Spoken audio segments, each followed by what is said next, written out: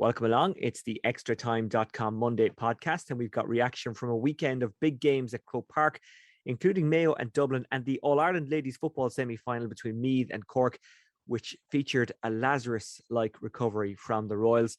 For Offaly, well, they ended a 33-year wait for an air-grid All-Ireland under-20 football title. They earned a 114-111 victory against Roscommon. The atmosphere around the stadium and in the stadium was amazing.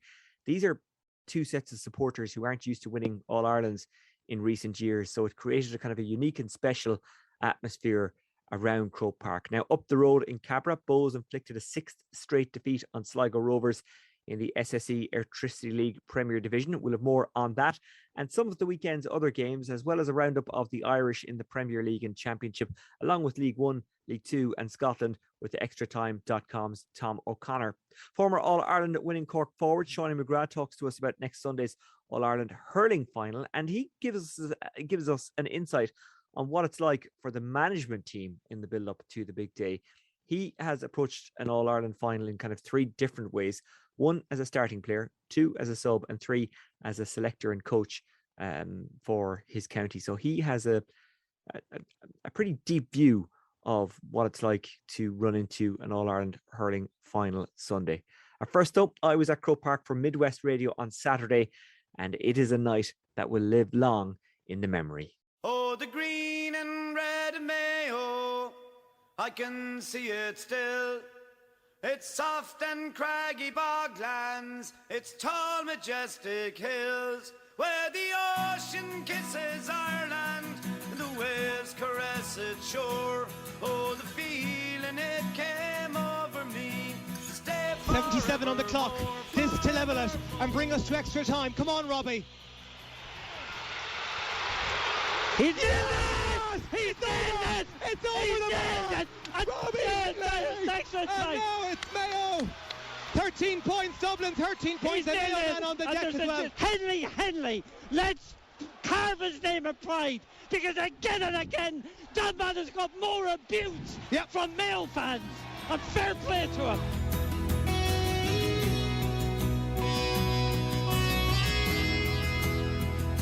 And Dublin are out! Mayo are through to the All-Ireland Senior Football Final. 17 points to 14 after extra time. Absolutely sensational. Sensation. Woo! We came, we saw, we conquered. We bearded the line in their own den, and then we have slain it. Padraig, a huge win, such hard work. What does this mean to you in front of the Mayo fans? It's impossible to put it into words. Look at this place, what it means to all of us. To me, I can't even describe it. It's unbelievable. Just the best days of my life. Today is our day as the green and red of Mayo is blasted out across Croke Park. Wonderful stuff for all the Mayo people all over the world. We have had some tough days, some dark days, but my friends, ladies and gents, today is a good day. So put out your chest and beat your heart with pride. Today is a day for Mayo. We have defeated Dublin 17 points to 14, and we are through to the All-Ireland Football Final for 2021.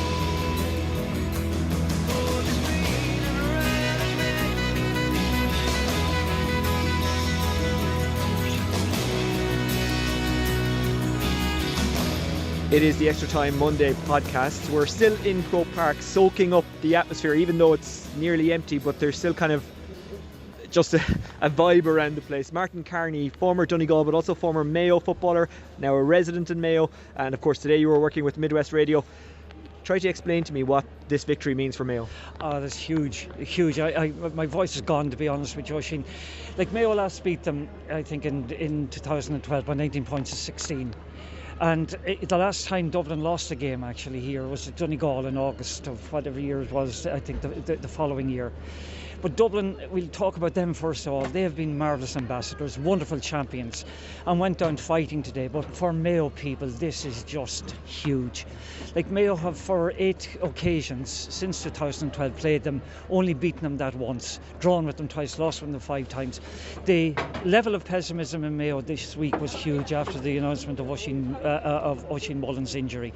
But the way they played in the second half, the way they turned what seemed a hopeless situation around, is huge credit to everybody involved. How did they do that? How did they turn that situation around? I think they turned it around by bringing more pace into the game. There was a significant win there, Oisin, that they had advantage of in the second half.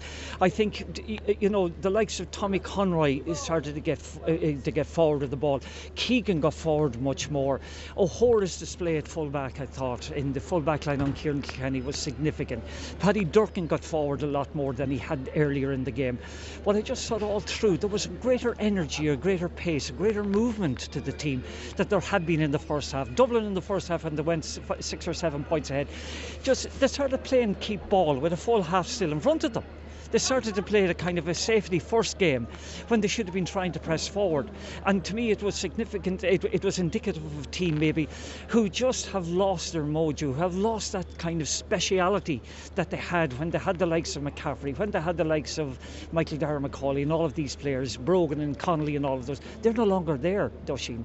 The bench that they had in the past is no longer there with them. And they weren't able to introduce that little special element. Whereas Mayo today, when they came in, when they brought on their subs, I thought Jordan Flynn was very effective for them. I'd be critical of him in the past. I thought he was very effective. Darren Cohen had his moments. But I just thought, funny enough, with Aidan going off, when Aidan went off, I thought there was, all of a sudden, players had to lift their game. They were no longer looking for Aidan to kind of provide them with the inspiration. He had one of his days that sometimes kind of happened to any player. But Ryan O'Donoghue's calmness was outstanding on many occasions of frees. But the man I'm particularly happy for is Robbie Henley. Robbie Henley has been given more abuse in Mayo by Mayo people over the years. He's here, remember, since 2012. He was on the last team that beat. No, sorry, he wasn't. The 3 guys that were here on the last team that beat Dublin were McLaughlin, Aidan O'Shea and Lee Keegan. Colin Boyle was on the subs. But Robbie Henley has been blamed for everything from bad weather to losing matches. And to see him scoring those 3 points today, and to particularly score that last minute point when he made a mess of the first effort and to nail the second, that shows nerves of steel from the man. And of any player down there that I'm happy for today, it's Robbie Henley. Just before I let you go, Martin, and there's a caveat here, because as we speak it's just after the game and we don't know who Mayo are going to play in the final, and there could be a very long time to that final. We don't know what the situation is, so there's no point in us speculating. Can Mayo win the All-Ireland? They can win it. They can win it. They have got, their conditioning is excellent, as you saw today. Their fitness is excellent. Their spirit is just unquenchable. They have the winning of it, but it's going to take a mighty effort. They did not play particularly well for long periods of that game today. They turned the ball over repeatedly in this first half. Even in the second half, when things were going quite well for them, they gave it away again and again and again. But they had just this kind of stickability. Yeah. That stickability. We're not going to give up, lads. We're not going to give up. We're going to keep it going again and again and again, right to the bitter end. And they did that today, and it worked for them. And again, when they had the extra man, they made use of it. That was a big issue, actually. That was a big point in the game also. Sometimes with an extra man, people don't don't make full use of it. Mayo did that today. Martin Carney of Midwest Radio, and of course former Mayo player, thanks for joining us on the Extra Time Monday podcast here in Croke Park in the aftermath of a fantastic win for Mayo against Dublin. You're very welcome, Oisin. Maybe it's not your summer, maybe it's not your year. Competition is very, very stiff, and if you're off the mark slightly, or you're not on the money, you're going to be punished. And in some ways it was probably inevitable that it was going to be our closest rivals over many years, and Mayo, and hats off to them. They were definitely the better team on the day in the finish up, and the Dublin dressing room and players in there, they've always been very humble in victory, but they're now equally gracious in defeat, and we commend Mayo on their performance. Maybe it's not your summer. It is the extratime.com Monday podcast, and we're standing in Croke Park in the aftermath of Mayo's 3-point win against Dublin after extra time. Former All-Star with Dublin, Coman Goggins, joins me. Coman, what did you make of that? Yeah, it's I guess a hard game to wrap your head around in some respects, because Mayo have probably played a lot better in some of the matches they've played Dublin in and lost. First half performance that you can't really understand what way they were setting up. I'm not sure if tactically James Horn had maybe said we'll sit back a little bit to preserve energy, so we'll be in a better place going into the last 10 or 15 minutes. If he did, it was a master stroke, but certainly at half time it didn't appear that way. And then coming out into the second half, if Dublin were going to manage to keep the scoreboard ticking over, it was hard to see where Mayo were going to come back into the game to win it. And it was like, teams making more mistakes, and who might make the least amount of mistakes would get an ultimate run at it. And I was just talking on radio a little bit earlier there, from the 63rd minute through to the 77th minute of the second half, Mayo outscored Dublin 6-1. Dublin turned over the ball. Dublin made mistakes you don't generally see from them. Mayo put them under serious pressure, and Dublin couldn't find a way out from that. And it was that mistake-ridden performance, I think, in the second half that gave Mayo energy to get back into the game and allowed them a chance in extra time to go and win the game. So I can't say over the 70 minutes or 77 minutes that Mayo outplayed Dublin, but they certainly gave themselves put themselves in a position to get a drawn game, and Dublin left the door open for them to achieve that. We saw Dublin make mistakes tonight that they simply wouldn't have made over the last 8-9 years. What do you put that down to?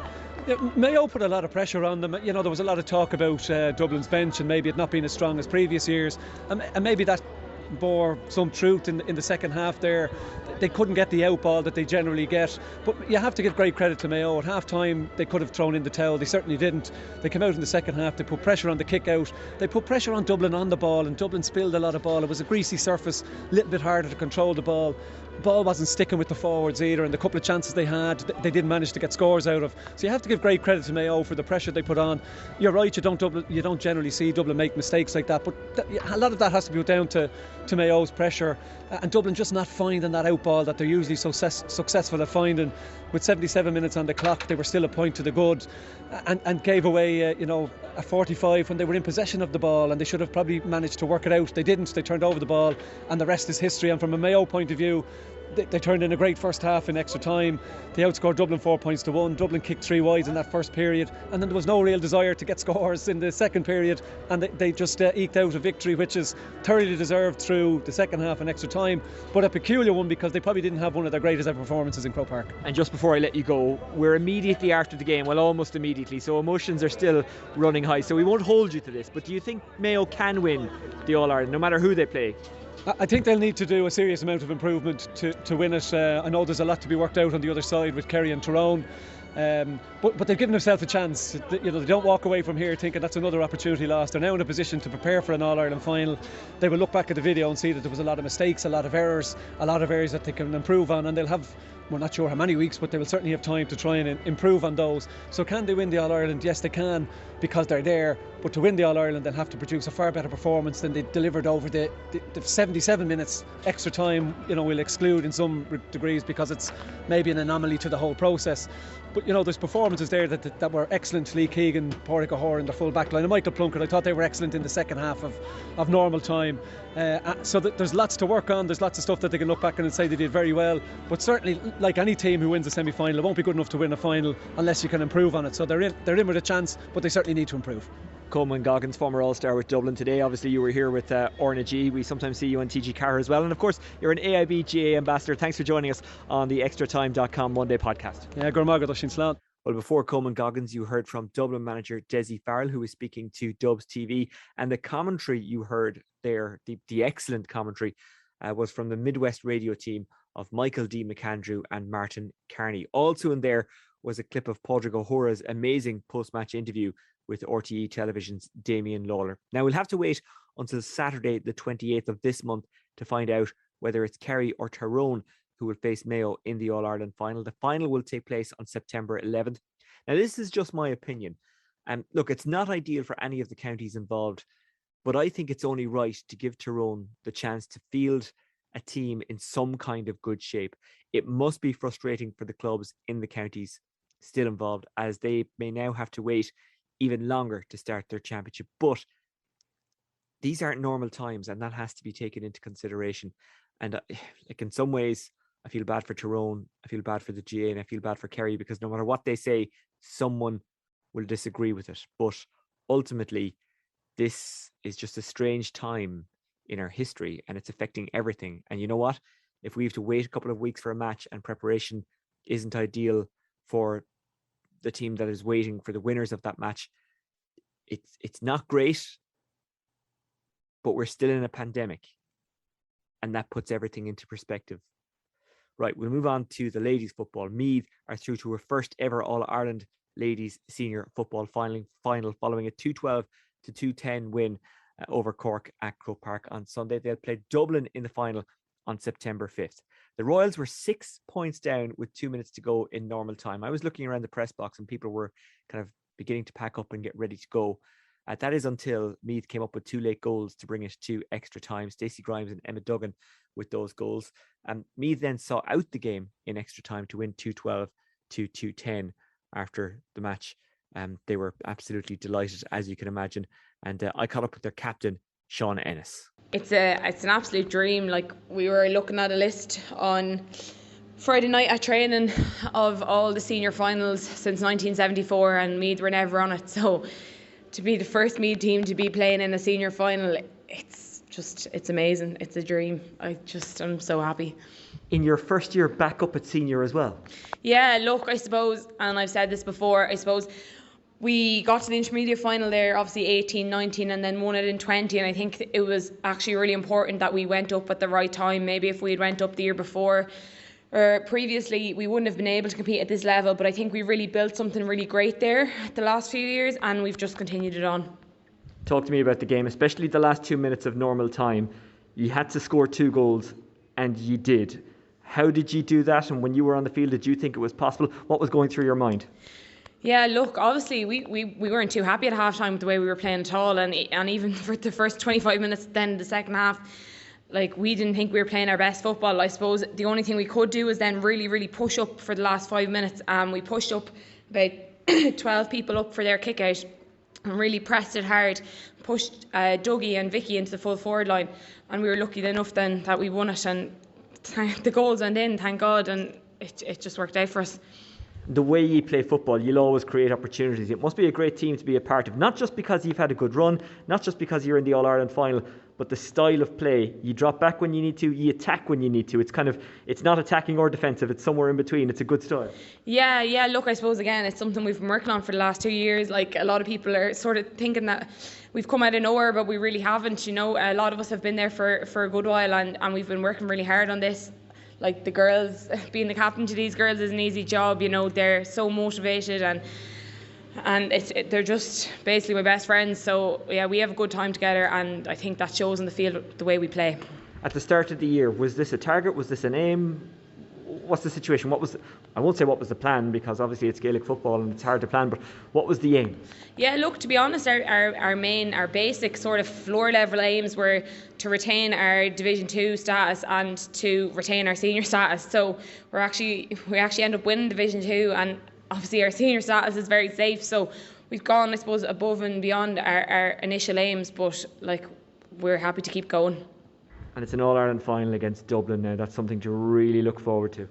Yeah, look, to be perfectly honest, I'm really happy. Dublin won yesterday. I can't wait to have a crack at them. They've been at the top of the game, obviously, now for the last, I think they've 4 in a row. They're going for 5 in a row. So, yeah, look, we'll absolutely relish that opportunity. I'm really looking forward to it. I know, obviously, you haven't probably thought of it yet because you're just off the pitch after the semi-final win. But the style they play and the style you play, it makes for a really good All-Ireland final, doesn't it? Yeah, look, I hope so. Like, they've obviously have some very experienced players, and they've been here before as well. So, yeah, look, I hope it can be an exciting match for spectators, and I really hope that we're going to absolutely fill Croke Park up. And no reason to fear them at all, is it, given what you've done so far this year? No, we won't be afraid of Dublin. Like, we won't be afraid of them at all. Like, we're just going to keep working on our own game plan and just what works for us. Like, to be honest, we don't take too much notice of who we're playing. We don't play to their style. We just like to keep to our own style. Congratulations today and best of luck in the final. Thank you so much. This is the extratime.com Monday podcast, and in a moment we'll get to our Irish in the UK feature. We'll talk about the Irish players in the Premier League, Championship, League One, etc. But first, It is the SSE Airtricity League Premier Division, and Bohs inflicted a 6th defeat in a row on Sligo Rovers with a 1-0 win at Dalymount Park. Keith Buckley with the only goal. The win means Bohs are 4th, just 4 points behind Sligo. Despite 6 changes to the starting 11, Shamrock Rovers won an 8th consecutive match and picked up a 4th clean sheet in a 1-0 win away to Drogheda. Aaron Green with the only goal there. It's another big European week for the Hoops. They travel to Flora Tallinn for Thursday's Europa Conference League final round qualifier first leg. Head coach Stephen Bradley spoke to extratime.com's Macdara Ferris, and he spoke about how happy he is that there's no domestic fixture between the first leg and the second leg of what is a massive European tie. It's going to be a difficult tie, and a game in between that I felt would have been too much. And considering there's so much at stake in it, I thought the free week for these 2 games would be beneficial for us, and hopefully it turns out to be that way. I'd still prefer it to be away first, to be honest. I know the away goals is gone, but I really enjoy bringing it back to Tala. I think when you look at what we've done with Bram, what we've done, who was the other one? We did it with someone else, sorry, it's gone off the top of my head. I brought them back to Tala and win the game. I think it's always nice. I know the crowd, 1,500, but I said it before, it feels like thousands in there. The atmosphere they bring, special European nights in Tala, and we've got to go over there, be brave and attack the game, but make sure when we come back to Tala that it's there to be won, the tie is there to be won, because like I said, we're a handful for anyone in Tala. Derry City beat Dundalk for the first time in 9 years at the Ryan McBride Brandywell, meaning they're 5th, level on points with 4th place Bohs. Jamie McGonigal scoring for the 2nd game running. I was talking to someone a couple of weeks ago. I'd seen Jamie McGonigal play in the Irish League, and I said he will be amazing for Derry in the Premier League, and that is so far proving to be the case. Anyway, Candy Stripes manager Rory Higgins, who, keep in mind, was part of the management team at one stage in Dundalk, working with Dundalk's current manager Vinnie Perth after their 1-0 win against his old club Dundalk. He spoke with Drive 105's Patrick Cook. Obviously, people make you aware all the time about how long it's been since we beat them in the Brandywell, but it was 3 points at hand for us, and we've managed to take them. We dust ourselves down now and prepare for Sligo next Saturday. Such a young team, Rory, but they're playing with a lot of confidence. What have you done to this team to turn them around since their early season form? Just try to install belief in them, and I think you can see that's growing weekly, and just delighted with them, and I think they're enjoying their football, and they're a really, really good group of lads they work with, and the staff as well would say that, and they're hungry and they want to do well, and there's a lot of them at the early stages of their careers, and I think they've got exciting futures. We'll have a lot more on the SSE Airtricity League Premier Division, First Division and Women's National League in the coming weeks, while on Friday we'll feature St. Pat's because they're title contenders, and we've hardly mentioned them since we've revived the podcast. Granted, the podcast is in a very different format to what it used to be, but they are certainly worth talking about, and they had a good win on Friday night against Waterford, and they stopped Waterford's winning run. And don't worry, we'll talk about Waterford too. We'll talk about everyone. We'll get to you. Don't worry. It is the extratime.com Monday podcast. We're joined by Tom O'Connor of extratime.com. Tom will keep an eye on the Irish in the Premier League, Championship, League One, League Two, and indeed Scotland throughout the season. Tom, what have you got for us? In the Premier League, it was a good weekend for Seamus Coleman. Yeah, actually, look, like I mentioned on Friday, there was a good chance that he would be one of our regular starters throughout the season, and indeed he did. He made his 300 Premier League appearance for Everton. They beat Southampton 3-1, and he was involved in Everton's second goal. Doucouré is an absolute screamer of a goal, and he was heavily involved in it. So, look, 3 points for him, 300 Premier League appearances, and Everton scored 3 goals. So look, off to a good start. And look, also on the opposite, well, if I'm going to back myself with Coleman, I also said on Friday that I didn't think Shane Duffy would see much game time. While I was completely wrong. He started for Brighton as they beat Burnley 2-1, played all 90 minutes. It's his first Brighton appearance since July 2020. Now look, Brighton were missing a couple of key defenders, Neil Lamptey and Veltman were missing. So Duffy, it was a surprise to some of the Brighton fans to see him back. But look, he played immense, and again, look, 3 points for Brighton. Defensive wise as well, we had the last 10 minutes at the Man City's defeat against Spurs. Matt Doherty didn't start, but he came on for the last 10 minutes and replaced Jaffa Tanganga, who had a super game. In terms of actual minutes on the pitch, this weekend Adam Ida also played 13 minutes, came on as a sub as Liverpool beat Norwich 3-0, and then also a defeat today for Kieran Clark's Newcastle. West Ham beat them 2-1, and Kieran got the full 90 minutes. I was in the car on my way back from Croke Park to Dundalk, where I'm talking to you from now, and Stephen Doyle and Brian Kerr said that Clark actually played quite well, even though he was in a defence that conceded 4 goals. Yeah, look, Newcastle are going to have a tough season, and they had a tough season last year. They were beaten up. It's not the greatest of starts. West Ham turned them over today 4-2. So, at face value, you look and you go, right, he was part of a defence that conceded 4 goals, but at the end of the day, he was marked out at not being the worst defender they had. Plus, he's back playing regular Premier League football, which, like I mentioned on Friday, it's the first time for him since maybe last Christmas that he's been playing regularly for Newcastle. So look, that's good to see from an international point of view. The result, obviously, not so much. You'd prefer to see people on winning teams, but look, the 90 minutes under his belt and to be marked out by commentators as having a decent game, we'll take that. I should correct myself, by the way. I should correct myself. It was Stephen Doyle and Keith Tracy, I beg your pardon, who were doing the game for Off the Ball. They were talking about Jeff Hendrick as well. They said that, maybe going on loan to a half-decent championship club wouldn't be the worst thing for him at the moment.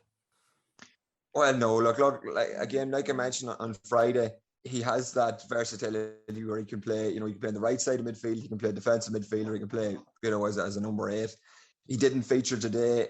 The transfer window is still open. The championship is not a bad place to be. Look, we mentioned on Friday that there may not be a lot of Premier League viewings for Republic of Ireland internationals, but that the championship may be a brighter window for them. And look, we saw that again over the weekend. We saw Ryan Manning was Sky's man of the match as Swansea drew 0-0 with Sheffield United last night, and John Egan and Dave McGoldrick both played 90 minutes for Sheffield United. So you had 3 Irish on view there.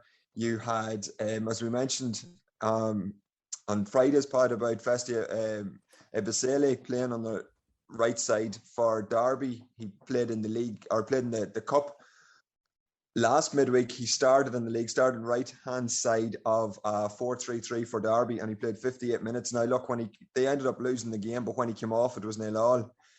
So it's a good start to the season for him. Callum Robinson scored 1, assisted 1. West Brom beat Luton 3-2. Darragh O'Shea also played 90 minutes. Then you also had James Collins playing 77 minutes for Cardiff's 2-1 win over Blackpool.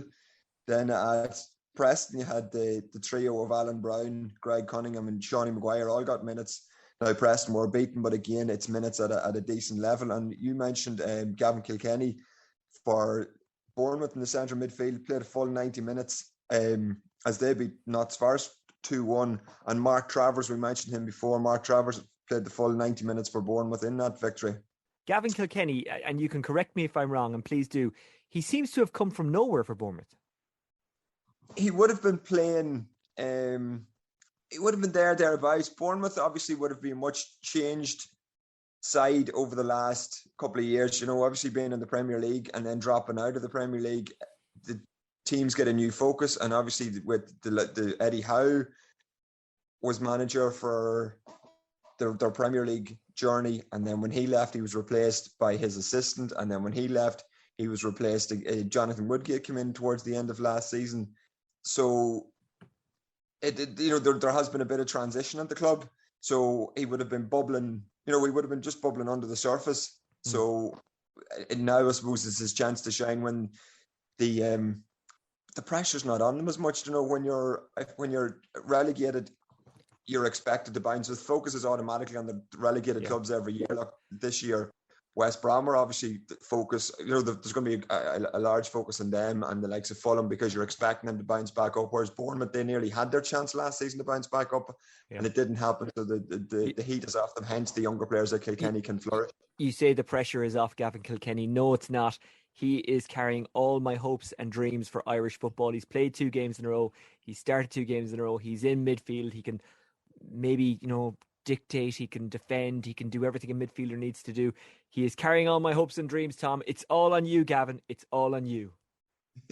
I suppose, look, when you're speaking about a Gavin with hopes and dreams, we have a certain Mr. Bazunu in the League One who's on loan from Man City. He kept a clean sheet at the weekend at Portsmouth.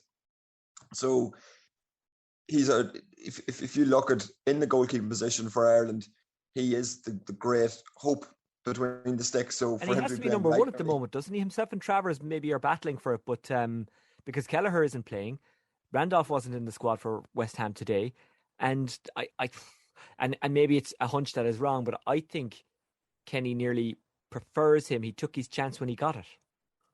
Well, look, that's it. Like you say, Oisin, Randolph is now regarded as the 3rd choice keeper at West Ham. Well, look, based on today's squad, Kevin Kelleher is firmly 2nd choice at Liverpool, so he's caught in that conundrum whereby Jurgen Klopp trusts him enough, and look, we saw it last season where he played him in the Champions League, that he trusts him enough to play him when needs be. But the problem is Alisson's one of the best keepers in the world, so the reality is he's not going to be playing regularly enough.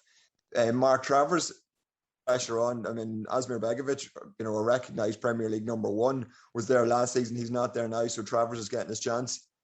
And the league below him, Bazunu, while he's contracted to Man City, and Man City obviously hold out hope for his potential to be realised on loan over the years. He's now a division below, but he's playing regularly at League One level, where he was last year with Rochdale as well. So, look, I'm with you on that. I think regular football for Bazunu, and he's got the jersey at the minute, so it's up to him to lose it.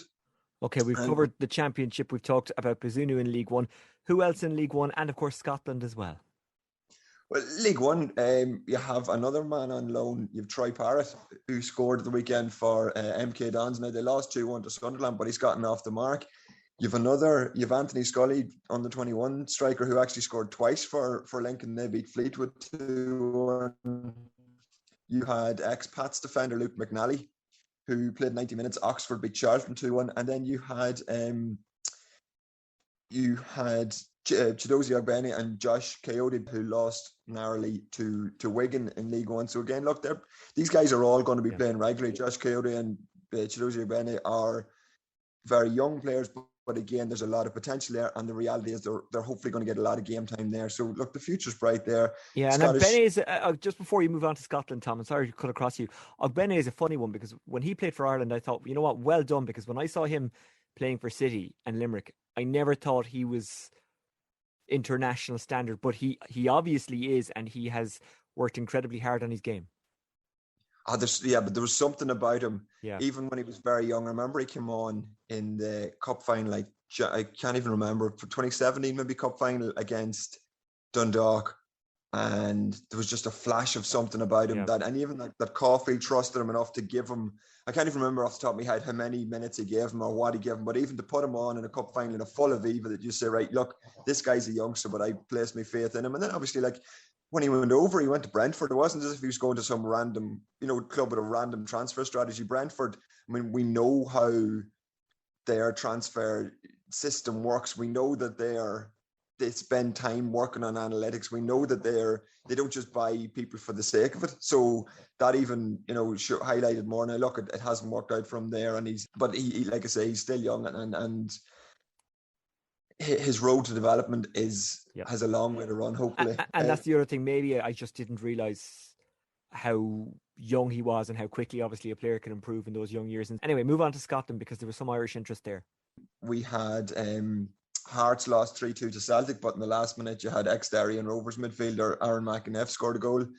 And then yesterday, Livingston beat St Mirren, but it was on penalties in the cup as well. But it was a St Mirren side with Galway's Joe Shaughnessy, with Corkman, Conor McCarthy, and you also had Seanie McGrath playing there as well. So, look, again, these guys are going to feature regularly in the Scottish Premier League over the course of the year as well. So it's regular game time at a high level. So that's going back to the Bazunu conversation.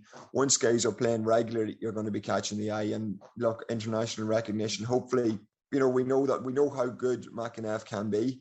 we saw the standard he was. We know that Seanie McGrath clubs in English the second tier, the championship looking for him. So you know the standard he's at. So a good season in the Scottish Premier League, and who's to say that international caps won't be added to?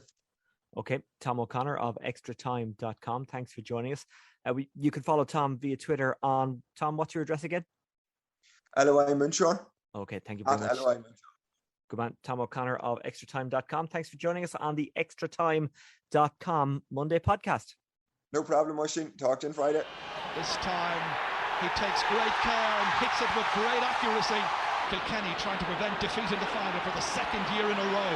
Kilkenny looking for a chance, but the referee has whistled. It's all over, and Cork are the All-Ireland Hurling champions for 1999. There was only a point in it.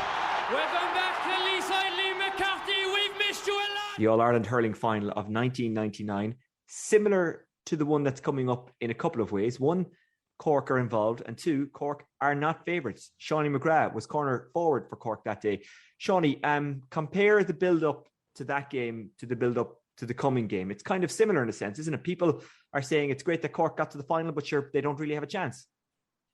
Yeah, very similar, I suppose, O'Shane. In that sense, the opposition will be favourites. That time it was Kilkenny, this time it's Limerick. I suppose, the build-up, the campaign for both teams, the Cork team in 99 and this present team, has shown really good flashes of, I don't know what you'd call it, brilliance or good performance stuff. The last day Cork were excellent against Kilkenny. Our semi-final way back in 99 was against Offaly, which was regarded at the time as being a really, really, brilliant game and, some fantastic scores. So, yeah, quite similar. I suppose what's completely different from a build-up point of view is just with COVID, I suppose, it's just a little bit muted around town. There was talk on the paper there was a piece on the Examiner yesterday that the City Council are maybe looking at some type of homecoming. So that's, I suppose, a difference. The build-up is slightly different from that point of view. But driving around, you could see the colours are back out. People have the bunting and the flags up outside the houses. So there's a really, really feel-good factor around town. But yeah, I can see where you're coming from. There are similarities, and Cork will definitely go into the game as underdogs with Limerick as probably overriding favourites. Is it a good thing to go into a game like this as an underdog, especially if you're Cork? Because, not to go down the route of cliche, you like that, don't you, in Cork? You like being written off. I suppose just in general, traditionally, Cork have a good record in finals. We've won over 60% of the finals we've contested, bettered only by Tipperary, I think. So, our record in finals is quite good. Albeit we haven't been in one, I suppose, in the last 15 years and haven't won it in 16. You're going back to 05 and 06. But our record in finals in general is good. But I think this Cork team, there's been a bit of steel about them all year. They've been quite quiet. They started off the campaign, putting in a good first half performance against Limerick and sucker punched with the 2 goals just before half time. But I suppose they've been gradually improving. They've got plenty of steel on the line, mixed in with, cuteness and fellas that have been there and done it in the past. And that's all rubbed off on the players. And you can see, especially after the last game, I think, the way they stayed in the field for maybe 4 or 5 minutes. There wasn't, overzealous stuff going on or anything. They were delighted, obviously, and they were patting each other on the back. But I think there's a good spirit in that camp. They all seem to get on very, very well. There's a shot of them played, back at mine or Darragh Fitzgibbon and a few of them, in 14 and 15. So a lot of them have come up the ranks together.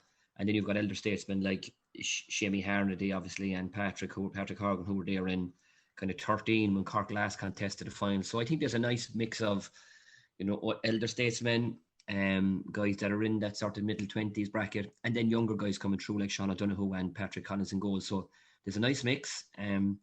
I don't think a favourite tag or an underdog tag would completely affect those guys. I think they're just determined, and I think they'll go to Croke Park, in good form and really ready for the fray.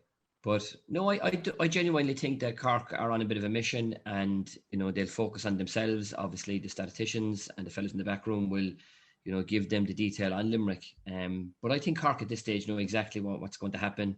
The reality, Oisin, is that is, an exceptional Limerick team that are on the cusp of, I hate using words like this, but almost on the cusp of maybe greatness. I mean, if they get a 2 in a row, it's very, very hard to get back-to-backs.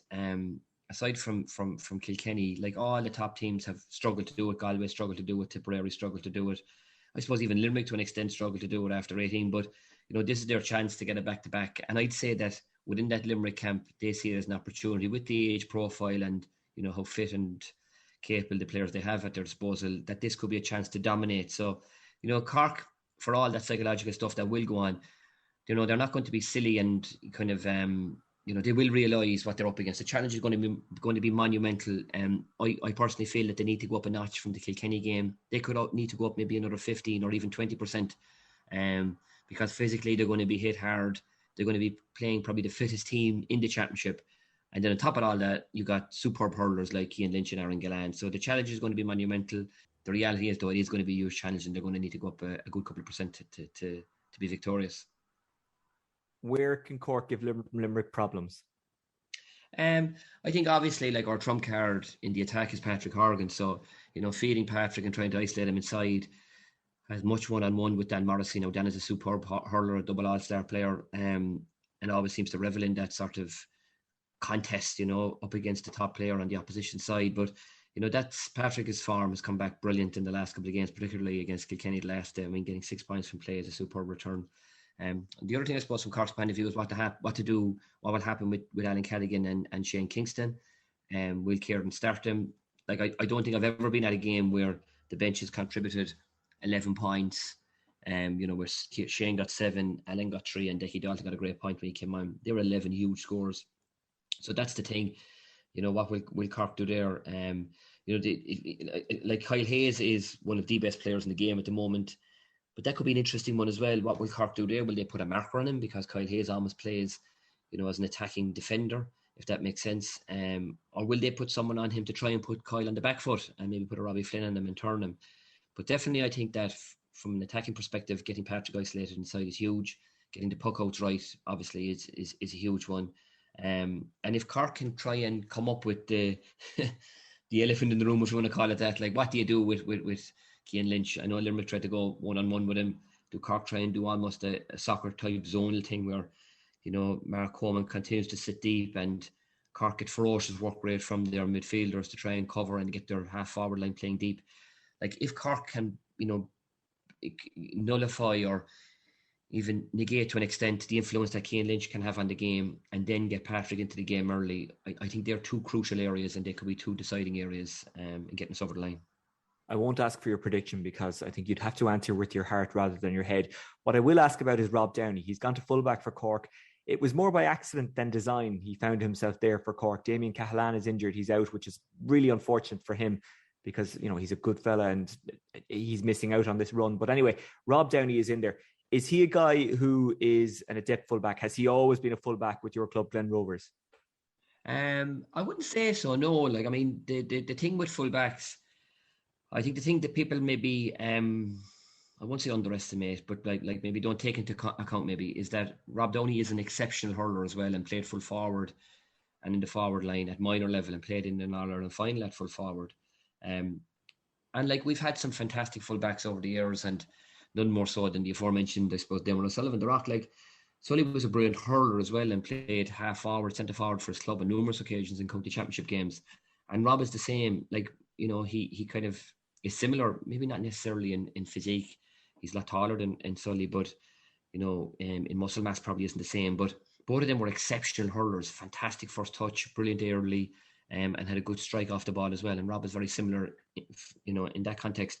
Like, yeah, it's very disappointing for Damien. He's been a brilliant warrior for Cork over the last couple of years.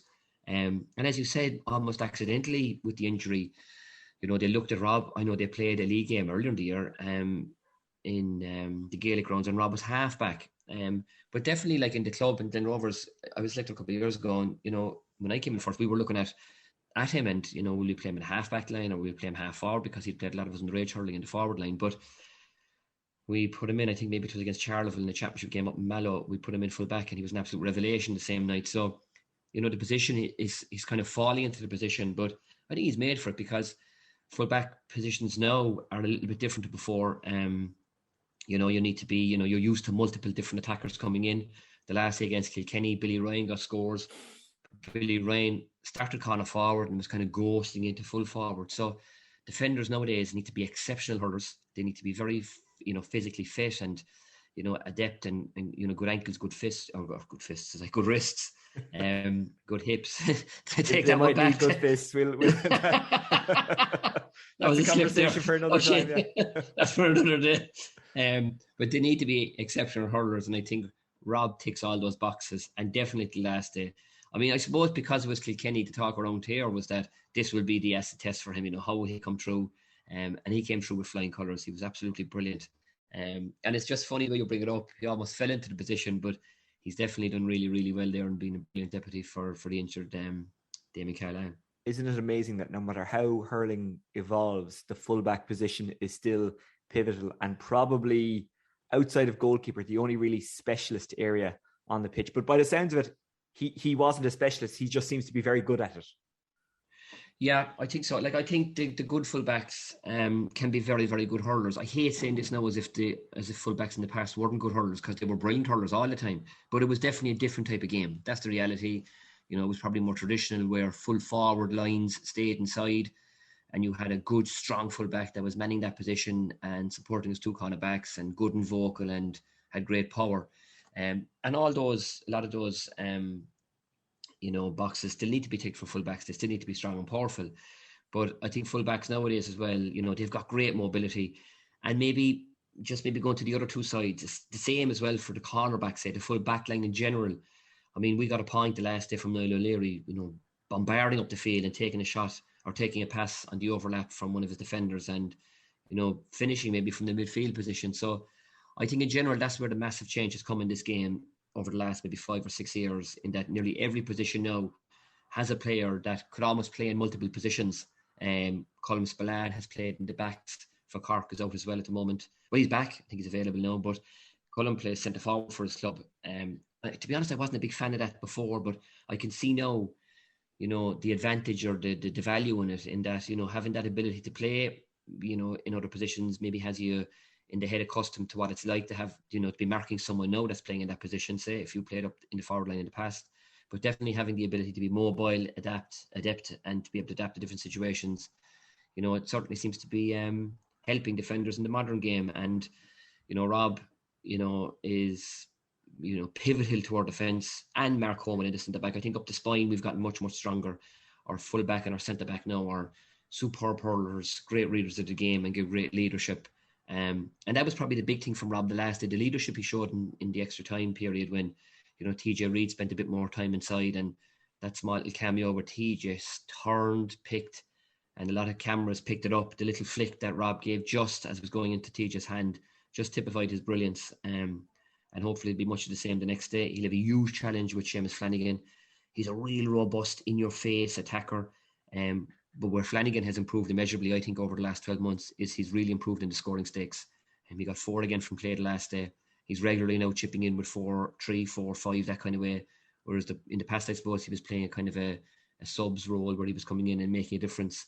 So it'll be another type of different challenge for Rob the next day. One, I think he's capable of attacking head on, but it will be a huge challenge for him, and he needs to be on his game. He needs really to be on his A game. And you mentioned Seamus Flanagan there. He's got a fantastic hurling brain. He actually did co-commentary with us on the Fitzgibbon Cup a couple of years ago, and he was absolutely fantastic. Shawnee, even if Cork lose this one, there's no need for them to drop their heads, because there's so much good stuff happening around Cork hurling and football at the moment. And don't get me wrong, a loss will be a disappointment. And for a lot of these guys, I'm sure they'll look and they'll say, well, we want to win now. And as one of the Olympians said when it was put to her, well, you've got Paris in 3 years. She said, well, I don't know if I'll be back. So you've got to seize the moment. So these guys need to seize the moment. But overall, you're in a really good place. And that's a good thing going into a final, to kind of know that it's not all on one team. You've got players coming through. There's good foundations there at the moment. Yeah, definitely, Oisin, no doubt about it. I suppose, I get what that Olympian was saying, though, when you're there and the moment is there, you got to grasp it. And I think, they can be hard to get back to. I mean, you could have maybe said the same in 13. We had a very, very young side there, and it's taken us 8 years to get back to Croke Park for All-Ireland final day. And you wouldn't have said that in 13. The age profile at the time was such that, you would say that Cork were on the cusp of maybe making a really, really big breakthrough. And in 14, we won the Munster final, and we went into the Tipperary game. Maybe I think a slight favourites, but then the tables turn and things go backwards very, very fast. So you've got to seize the moment. I think Cork will have that attitude going into Sunday's game. I think on the bigger landscape stuff, the bigger picture here is that there's loads happening. Real positive stuff. We've won 2 fantastic Munster championships at under 20 and minor level in the last couple of weeks, and go back a couple of weeks earlier, Pat Ryan's victory in the All-Ireland final, the late All-Ireland final, was fantastic. Cork badly needed it, and I think Cork are measured particularly top counties, but every county will measure a successful year, really, I suppose. And did we win the big All-Ireland final day? Did we get there? Did we get over the line? And like Cork have over the last 10 years contested Munster finals at underage level and won them, and got to the latter stages of competitions and been very, very unlucky. I think to keep that momentum going, it will be important that we at least get one of the competitions over the line. We have the 20 final on Wednesday, the minor final on Saturday. I'm certainly not one for kind of just resting on the laurels that it's been a successful year to date. I think we should try and win. Of the 3 we've got coming up, try and win at least one. Obviously, the seeded one is D1, like that is the big one. We would love to win that, and push on and try and build on what's happening, because without question, there's some fantastic talent coming through. We've got a very good centre back at under 20 level, Kieran Joyce, a full back who's out injured but is a great prospect, Darragh O'Leary, and we've got some really, really exciting attackers. Patrick Power is a great bit of stuff from Blarney, and at minor level, we've got some, Willie Buckley is excellent. We've got a very good centre back in Ben O'Connor, and we've got an exciting prospect in Jack Leahy from Dungorney. So there are 5 or 6 prospects, that potentially could play senior down the line, and that is exciting. That's really exciting stuff. I suppose the difference this compared to previous campaigns is, like, I remember coming in 2012 with Jimmy, and we had some really exciting players as well coming through at the time. Fellas like Darren Sweetenham and Conor Lehan. They were brilliant underage players. I suppose this bunch of underage guys coming into senior hopefully now will go in with big medals under their belt, and that can be, there has to be a positive. That winning feeling has to be a positive. So you're right, Oisin, it's all good around town. There's a really good feel, good factor around the place. The types of players that I mentioned are exciting as well, and they get the Cork crowd going, which is important. We have our own style down here, and they typify real Cork style hurling. So hopefully, the next couple of days, the next week will be exciting for Cork, and we'll win at least one of those All-Ireland finals. I assume it's a ticket frenzy at the moment. Yeah, it's carnage at the moment, to be honest. But it's typical All-Ireland final week. I think this week now coming up, things will ease up a little bit, please God, and there'll be a few come back.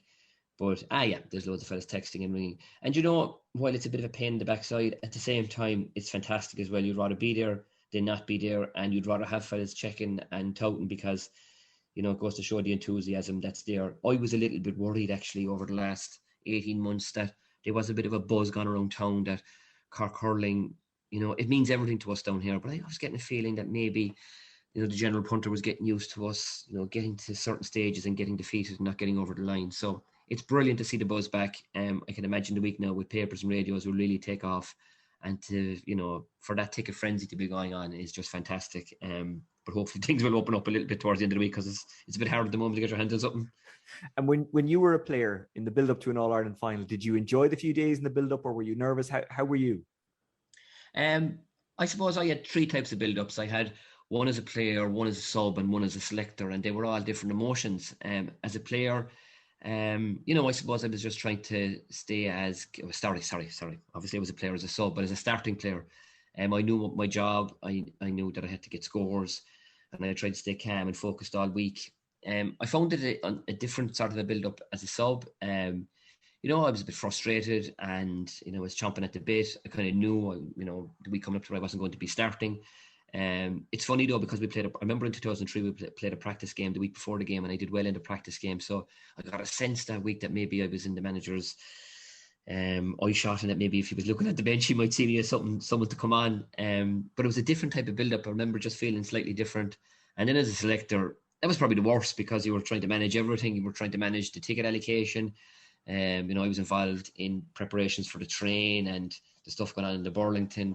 And then obviously with team selection, sitting down with Jimmy and the selectors at the time, Johnny Jur and Kieran, who's the manager now, and just going through everything, what was form like, what were injuries like, talking to Decky on the injury front, talking to Shauna Donnell on the video stuff.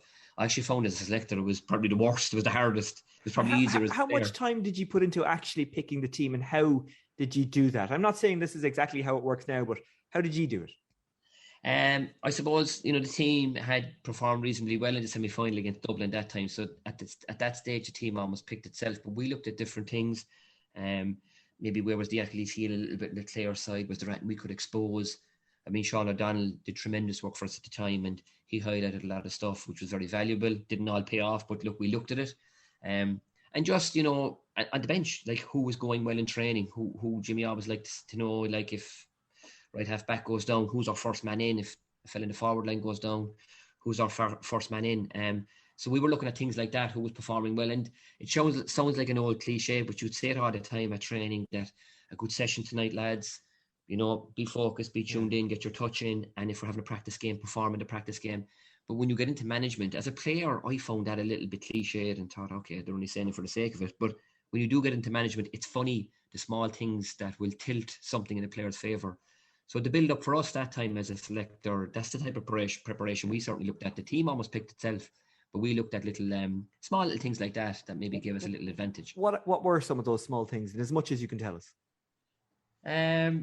Well, I suppose, who maybe lacked a little bit of pace in defence. I certainly would never go down the road of naming players. But don't name names, but just what are the things you were looking for generally?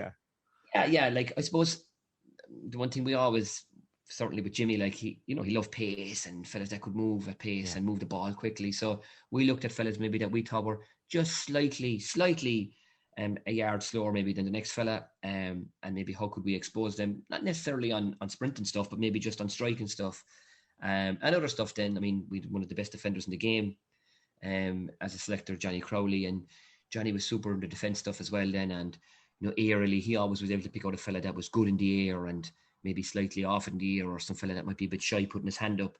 And Johnny was always very astute in spotting a player that might have a small little bit of a weakness in that. And again, then we might put someone a bit stronger and taller on him. So they were little things that I spotted. I mean, I was younger than the lads, and I certainly, Jimmy and Johnny in particular were guys that were my selector and manager when I was a player. So at that stage for me, it was very much about learning. And they were the things that I learned from the lads. They were into the video stuff as well. I think that was underestimated at the time.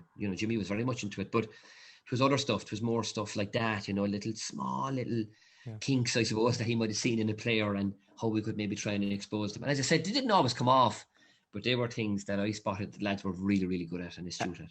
And as a selector, do you spend the week kind of second guessing yourself, like, okay, we've picked this team and these are our tactics, but God, could we be, or should we be doing something else? Is it a really stressful week kind of second guessing yourself in the lead into a final, more so than it might be a normal game?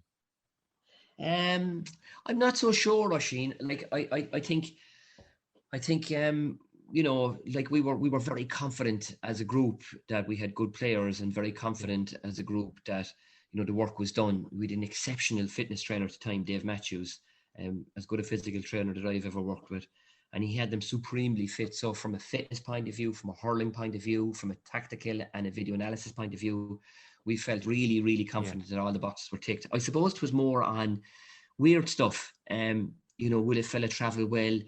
We used to get up on the Sunday morning and go down to Mass, and you'd be almost second guessing, God, I hope they all slept well. Did they eat well? Did anyone feel a bit nervous and get sick this morning? It was those kind of things. And it's not like they'd tell you as well, because they'd probably, and you were a player yourself, you'd be selfish. You do anything you need to do to hang on to your spot. So you're kind of trying to guess and judge them with they're sure as hell not going to tell you. 100%. Yeah, couldn't agree more. They're going to keep it quiet. They want to play. And I suppose even, the 10 or 15 minutes in the dressing room before you go out as well, and as you're walking around, I suppose they were one of the two things that I used to look at. Like, what was the fella's face like? What was his colouring like? Was he pale? Did he look nervous? Was he frothy around the mouth? Like, I kind of looked at those kind of things just to see how fellas were reacting. Now, you couldn't always tell, because sometimes the nervous fella went out and played a blinder. But, they were the things that you worried about as well going out. Like, will he react? And at the end of the day, you got very close to the players as well, and your heart would go to them. You'd be absolutely over the moon if they played well, but your heart would go to a guy if he, had put all the preparation in and maybe hadn't delivered. So you're almost praying and hoping that fellas that you had built up a relationship with, that they would go out and perform, because no one likes playing poorly, and it was very, very hard on the line to be dragging players and taking them off. So almost at the last minute as well, you were saying a small prayer, not for yourself, but for the lads, just saying, God, I hope he has a game today that he'll remember for the rest of his life. And I imagine it's harder as a selector, because once they're out on the pitch, they have to do the job. And yes, you can make switches, but ultimately it's the players. As a player, when you're starting, you're in control of it. And even as a sub, okay, you're frustrated, but once you get out there, you're in control of it. So as a selector and being part of the management is probably a more difficult place to be on All-Ireland final day.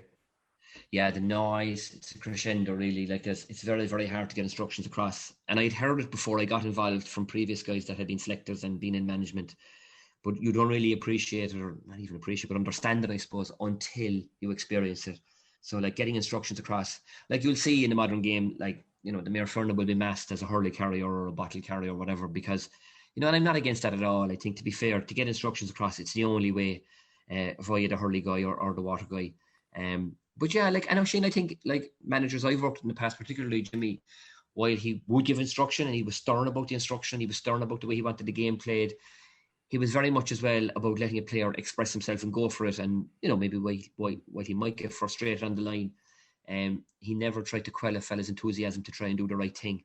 And that's where, good managers, come to the fore, by letting fellas, maybe take that chance. And I think Kieran has excelled in that area as well. He's allowed fellas go for it. He's obviously playing to a specific game plan, but he's allowing players really express themselves. I think, as I said, Patrick's form has come back absolutely brilliant. His son Shane coming on has been absolutely outstanding. And he's allowed defenders like Shauna Donoghue and Niall O'Leary, it gives me the willies when I see them coming up, but he's allowed them express themselves and come up the field. None more so, as I mentioned earlier, Niall's point the last day, and we needed it at the time. So yeah, they're the things that on the line you can't control, but you've got to let players play, and you've got to let fellas go for it, and you've got to let fellas express themselves.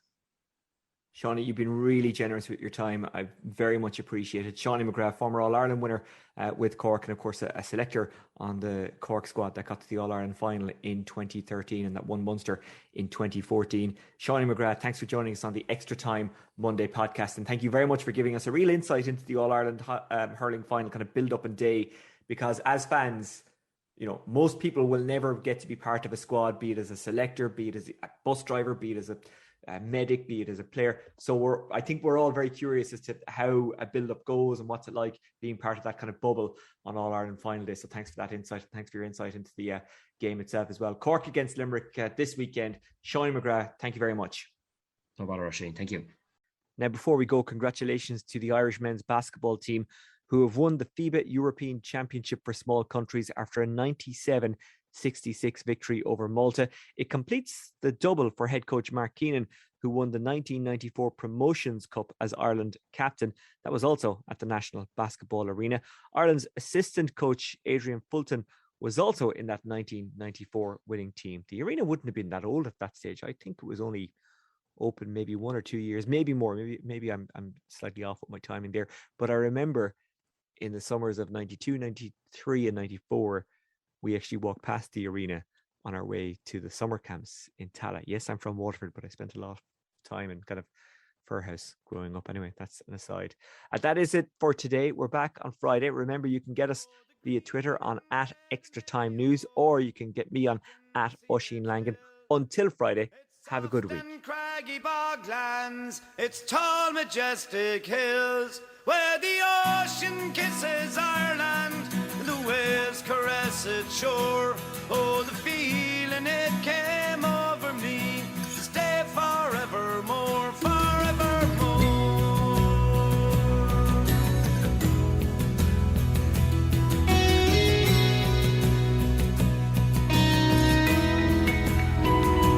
From its rolling coastal waters I can see Croke Park's peak, where one Sunday every summer the pilgrims climbed the reek, where St. Patrick in its solitude looked down across Clew Bay, and with the ringing of his bell called the faithful there to pray, there to pray.